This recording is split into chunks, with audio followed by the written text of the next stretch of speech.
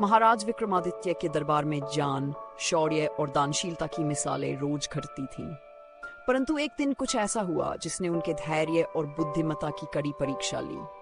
वह दिन था जब दरबार में एक अज्ञात व्यक्ति ने प्रवेश किया, जो अपने साथ एक रहस्यमय दर्पण लेकर आया।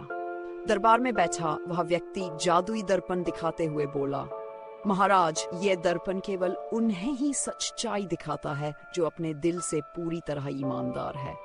इसे देखने से आपके अतीत के रहस्य और भविष्य की चेतावनियां प्रकट हो सकती हैं। राजा विक्रमादित्य को ये चुनौती भरी बात सुनकर दिलचस्पी हुई। उन्होंने दर्पण को देखने की इच्छा जताई। जैसे ही उन्होंने दर्पण में झांका, उन्हें अपने जीवन के विभिन्न पहलुओं की झलकियां दिखाई दी। लेकिन अचानक दर्पण में एक भयानक दृश्य उभरा। वह दृश्य एक रहस्यमय किले का था, जिसके अंदर बंद एक स्त्री मदद के लिए पुकार रही थी। राजा विक्रमादित्य ने तुरंत इस रहस्य की तह तक जाने का निश्चय किया। उन्होंने अपने प्रिय साथी बेताल का आह्वान किया और उससे उस किले के बारे में पूछा। बेताल ने गंभीर स्वर में कहा, महाराज, ये किला कालांत नगरी में है, जहां एक मायावी तांत्रिक निवास करता है। वह तांत्रिक अपनी काली विद्या से लोगों को भ्रमित कर अपनी इच्छाएं पूरी करता है। उस स्त्री को मुक्त करने के लिए आपको अपनी बुद्धि और साहस की परीक्षा देनी होगी। राजा विक्रमादित्य ने बिना समय गंवाए यात्रा शुरू की। बेताल उनकी रक्षा और मार्गदर्शन के लिए उनके साथ हो लिया। मार्ग में कई बाधाएं आईं, भयानक जंगल, रक्त पिपासु भेड़ियों का झुंड और गहरी खाई। लेकिन विक्रमादित्य के साहस और बेताल की चतुराई से सब कुछ पार हो गया। अंततः वे उस किले तक पहुंचे। किला अपने आप में एक गूढ़ पहेली था। जैसे ही वे भीतर प्रविष्ट हुए, तांत्रिक ने अपने माया जाल से उन्हें घेर लिया। उसने विक्रमादित्य को चुनौती दी, अगर तुम 3 पहेलियों का सही उत्तर दे दोगे तो मैं उस स्त्री को मुक्त कर दूंगा।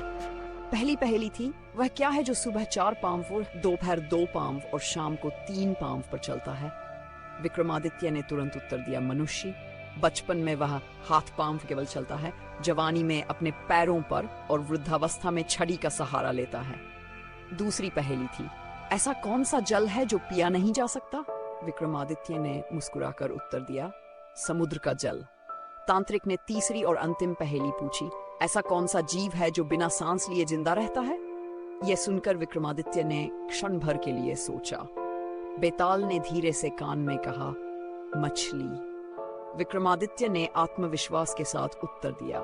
तांत्रिक उनके उत्तरों से स्तब्ध रह गया। उसे अपनी हार माननी पड़ी और उसने किले के भीतर बंद स्त्री को मुक्त कर दिया। वह स्त्री राजकुमारी चंद्रलेखा थी, जो अपने राज्य की सबसे बुद्धिमान और सुंदर स्त्रियों में से एक थी। उन्होंने विक्रमादित्य का आभार प्रकट करते हुए कहा, महाराज, आपने केवल मुझे नहीं बल्कि पूरे राज्य को तांत्रिक के आतंक से मुक्त किया है। तांत्रिक अपनी हार से क्रोधित होकर विक्रमादित्य पर हमला करने की कोशिश करने लगा, लेकिन बेताल की शक्तियों ने उसे रोक लिया और वह अंधकार में विलीन हो गया।